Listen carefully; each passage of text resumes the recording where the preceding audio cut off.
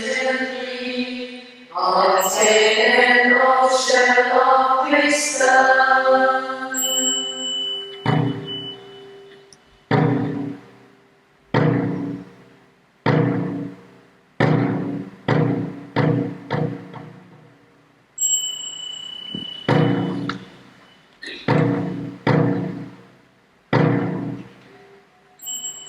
I take refuge in the Sangha, wishing that all sentient beings may the masses in harmony without obstruction.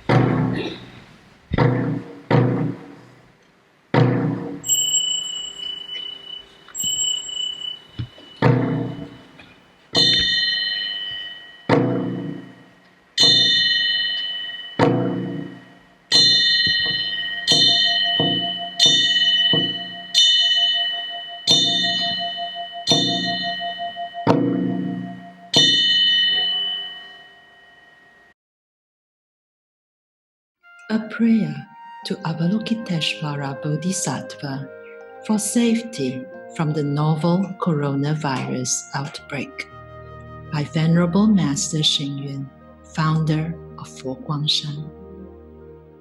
O great compassionate Avalokitesvara Bodhisattva, as we are confronted by the novel coronavirus breakout, many are suffering from mistreatment, adversity, and fear. We pray to you for your compassion and blessings, so that we may have the courage and wisdom to confront the outbreak with calmness and fortitude, to face the illness with confidence and acceptance. O great compassionate Avalokitesvara Bodhisattva, as cities become sealed off and events are suspended, we are in dire need of your spirit of alleviating suffering. Let us care and help one another and not be struck with panic. Let us support and encourage one another to strengthen our faith. May the momentary isolations become retreats for self-introspection. May the momentary inconvenience become mindful practices of self-improvement. O great compassionate Avalokitesvara Bodhisattva, this is the moment when unity is most crucial. Let us trust in the government to resolve the crisis. Let us thank the medical professionals for treating the disease. No matter how difficult the situation, as long as there is compassion and wisdom, when we all practice the 3 acts of goodness, do good deeds, speak good words, and think good thoughts, if we all protect the environment and have respect for all lives, we shall be able to turn peril into safety. O great compassionate Avalokitesvara Bodhisattva, at this moment we sincerely recite your name. Blessed be Avalokitesvara Bodhisattva. We would like to take your liberation and ease as a model. From now on, we will distance ourselves from contrary and delusive ideas to contemplate the ease of the individual. We will distance ourselves from discrimination and personal conjecture to contemplate the ease of circumstances. We will distance ourselves from attachment and entanglement to contemplate the ease of affairs. We will distance ourselves from the 5 desires and the troubles of the world to contemplate the ease of the mind. O great compassionate Avalokitesvara Bodhisattva, we pray for your blessings. Please help the survivors be delivered from suffering and recover their good health. Please help the deceased be reborn in the Buddha land and rest well in peace. May this world be free from the turmoil of the outbreak. May each and every one of us be safe and well. O great compassionate Avalokitesvara Bodhisattva, please accept our sincerest prayer. O great compassionate Avalokitesvara Bodhisattva, please accept our sincerest prayer. May kindness, compassion, joy, and equality pervade all worlds. May we cherish and build affinities to benefit all beings.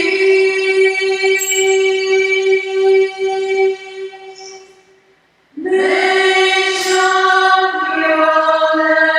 and precept inspire equality and patience.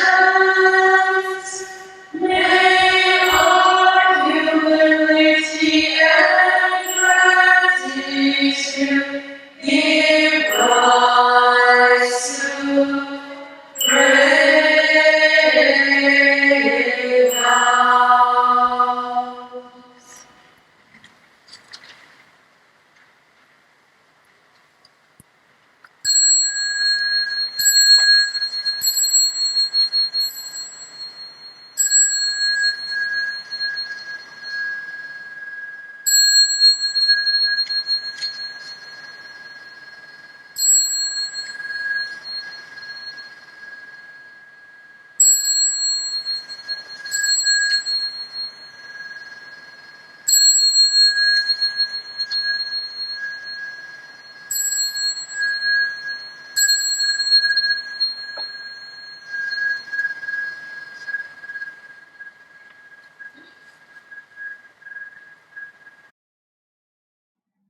Auspicious greetings, my friends in the Dharma.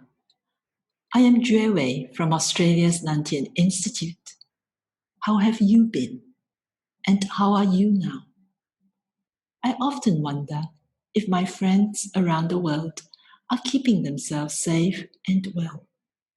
I wish very hard that everyone can gain access to basic provisions and healthcare, that every healthy person is now exercising, getting adjusted to a new routine, and recalibrating themselves in the Dharma, and that every sick person gets sufficient care and rest. Most importantly, that we can always recall the Buddha, the Dharma, and the Sangha. For isn't Buddhism, or any other religion for that matter, about reducing suffering? Hence today I hope that we can come together in practice and in sharing. COVID-19 is giving us that very opportunity to be compassionate, to make wise decisions, and to persevere on good causes against all odds. Indeed, each time I hear my own voice, I remind myself that today is yet another chance for me to be a little better to myself and to others around me. So today, I would just like to share with you some mischief that I have treated myself to in the past few weeks and the Dharma lessons I've learned. First, I learned to celebrate little successes. On March the 8th this year, I celebrated the completion of my lecture materials for NTI's Buddhism and Modern Society subject with an art session. Let me first clarify that I am no artist. The proof is that I failed art in secondary school. I can still remember when my teacher returned me my art piece saying, "I told you to paint a chili. Why did you paint a carrot?" I could not tell her that it was a chili, but I did not know how to manage the edges, and so it grew out of proportion every time I tried to patch up the sides. So it was not until recently that I had the courage to give art another try. Thanks to Shan for encouraging its monastics to be creative. I consulted with our resident Dharma artist in Nantian Temple, Venerable Dr, on the easiest art form, and she recommended pouring art. So I started with a conceptual idea. Given this new decade began in Australia with bushfires followed by the COVID-19 pandemic, I wanted to dedicate this art piece to a healthy nature. So I borrowed Venerable Master Xing Yun's Environmental and Spiritual Preservation using heart-shaped canvases. Then I chose the colors that represented a healthy earth, that is green for trees and yellow for flowers. And for a healthy atmosphere, I thought of blue for sky and white for clouds. The fun part began when I started to pour paint on the white canvas. You see, there's very little the artist could do. I can only determine the colors, the amount of each color, the layering of the colors, and perhaps the direction the colors flow, but little else. I can swirl it around a little and make a mess of myself as the paint drips off the edges. All I can do as the creator is to chant and let the magic happen. Indeed, the magic happened. As the paint spreads, the colors became more harmonious, and as the paint dries, the colors became more vivid. What a wonderful lesson for the control freak in me. That after I put together the conditions the best manner possible, I must leave the rest to the flow. And the flow can be stunning. Here is a lesson for those of us compelled to work from home or be in self-isolation. There is no need to struggle or complain. Just go with the flow and have faith that harmony will prevail. That was my March 2020 lesson in non-self. In his prayer to Avalokitesvara Bodhisattva for safety from the novel coronavirus outbreak, Venerable Master Xing Yun says, quote, "If we all protect the environment and have respect for all lives, we shall be able to turn peril into safety," unquote. This led me to my second piece of artwork. To remind myself to be compassionate to all lives, I made myself a clay figurine. With the help of several Dharma brothers, I tried to make the sweetest possible face. A look of contentment as the world swirls around in ways that we cannot comprehend. This VUCA world that is volatile, uncertain, complex, and ambiguous needs a VUCA response that contains vision, understanding, compassion, and agility. I have had a rather difficult adjustment period. Most people thought that I am IT literate and I would not have any trouble. I hate to reveal that I am trained as a software engineer and not as a technician. I cannot troubleshoot, nor can I set up systems for the life of me. My world is a conceptual world, not a practical, hands-on one. So when everyone works from home, I'm now left with the tasks that were so well taken care of behind the scenes.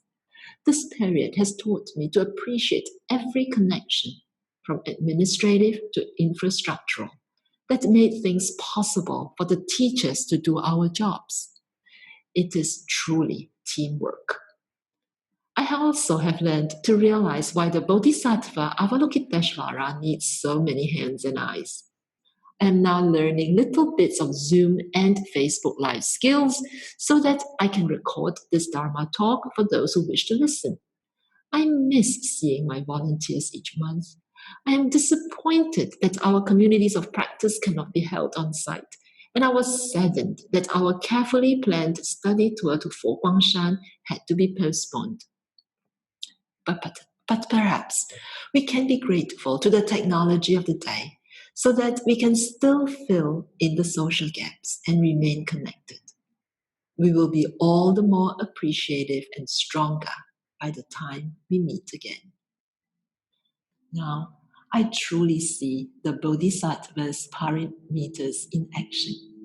It is times like this that we exercise generosity, to care with a connection via phone, email, or video conference. Let's not forget the disadvantaged, such as the homeless who have no homes to isolate into or work from, and the elderly who may not make it into the grocery stores. So the least we can do is to exercise discipline. I recently learned to rebadge self-isolation as compassionate isolation. Yes, we stay at home as a gift to the heavily burdened healthcare providers and to those who have nowhere else to go but live in the streets. Let's be patient too. I'm really saying this to myself. I want so badly for all my projects for 2020 to go according to plan. But no one can tell me when this travel ban will end, nor when life can return to normal again. This is when I return to my clay figurine and tell myself that I should be grateful. Just be grateful and contented, while at the same time pick up the new skills of the decade. Chan masters abide in the moment, while patiently wait for the conditions to mature. Making this clay figurine has taught me not to give up. I would not have made it if my earlier pieces were anything to go by. My earlier pieces had a lot of room for improvement and laughter. But if we press on, we may be surprised by what lies ahead. As long as we keep moving forward, the universe will meet us halfway. So, here is another brainchild I came up with. A humanistic detox program that can be done in compassionate isolation. I started on my Make It Up As I Go Along detox program last week. I gave myself 24 hours to embark on this detox program that includes diet, exercise, meditation, both walking and sitting, journaling, and of course, sleep. Let me emphasize that I decided that it would be a digital detox as well, since working remotely means that my hours before a screen has increased. Let me share a few realizations with you now. As you may have guessed, throughout the 24 hours, I find myself wanting to turn on the computer or mobile phone. The silly reason may be to follow an exercise program online or to access my mindful check-in app. But I know what will happen once I turn on the device. I will check my emails and social media feeds. Checking for electronic inputs is now a reflex action. That is, it is no longer a conscious decision, but a karmic habit. Why is that so? My preliminary thoughts are that without any digital input and output is equivalent to non-existence in the digital world. It goes back to my deep and innate sense of insecurity. For without a digital identity and presence, who am I? Theoretically, knowing that I am nothing more than a construct is not enough. Realizing it and being comfortable with it are much more difficult. It is probably what's driving the panic buying we see in pharmacies and grocery stores. I'm now more sympathetic towards the hoarders, as this tanha or thirst is systematically programmed into our craving for survival. It takes education to become aware and then practice to change our karmic tendency from survival mode to an ethical mode of compassion. During this 24-hour detox session, I inadvertently ended up with an almost liquid diet. This is because I am an I cook. That is, I can only cook when I have access to YouTube on my iPhone to show me how to cook. The implication of digital detox is that an I cook becomes severely handicapped. Unfortunately, I have earlier informed Temple that I won't be eating in the dining hall during this detox period. Hence, I ended up eating only anything that can come out of a soup maker and direct from a box. As you may guess, there was a very hungry Juewei who truly appreciated every morsel of food prepared by the loving hands of the Nantian Temple kitchen. On most days, I could ignore hunger pangs because I was distracted by the many tasks of the day. Without the benefit of such distraction, I found meditation the next best thing to do. For this, I mean sitting meditation. True enough, once I settled into my breath focus, the body melted away and I did not want to face reality at all. The perfection of meditative concentration also helped me to appreciate why hunger and thirst are Mara's strong armies, for they can cause confusion and compel the individual to give up the practice for the sake of survival.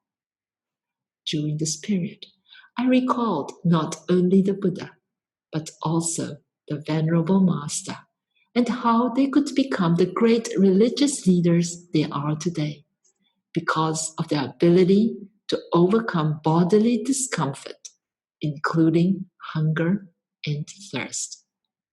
I now have a deeper understanding of Venerable Master Xing Yun, who said, quote, "Without experiencing the hardest hardships, how can one rise above the ordinary?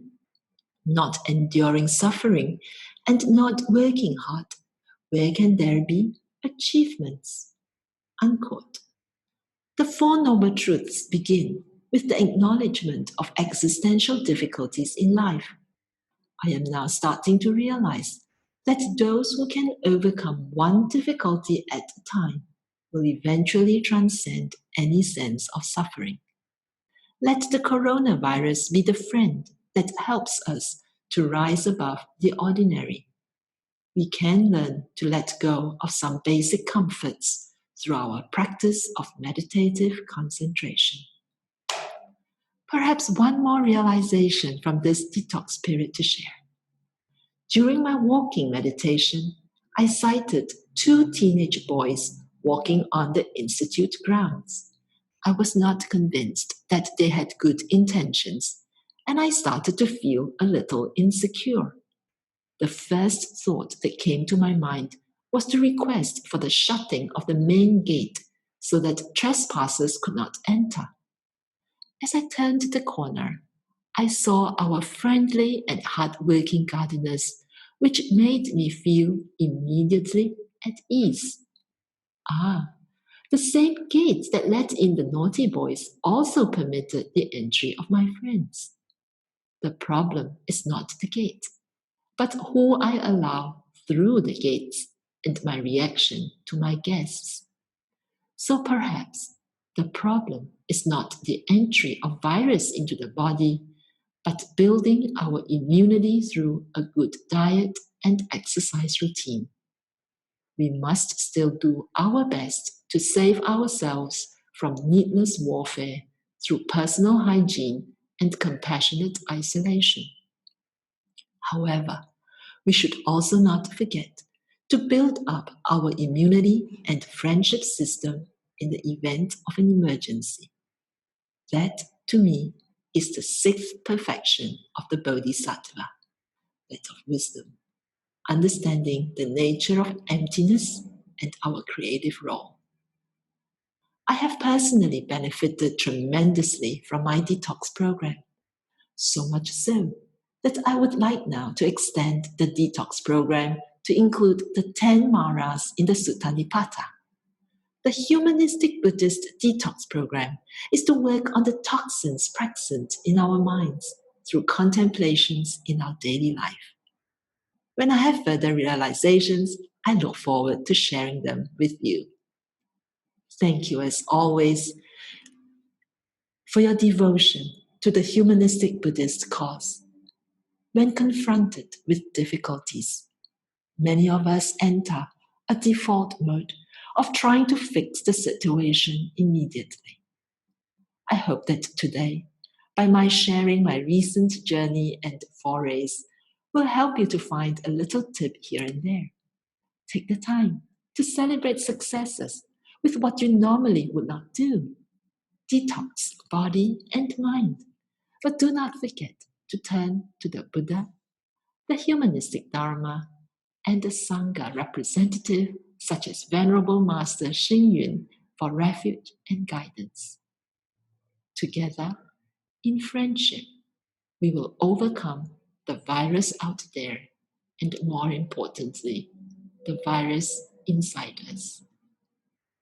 Finally, I wish to dedicate the merits of our time together to all sentient beings with a prayer from the Venerable Master. May you, your loved ones, your enemies, and all beings be safe and well.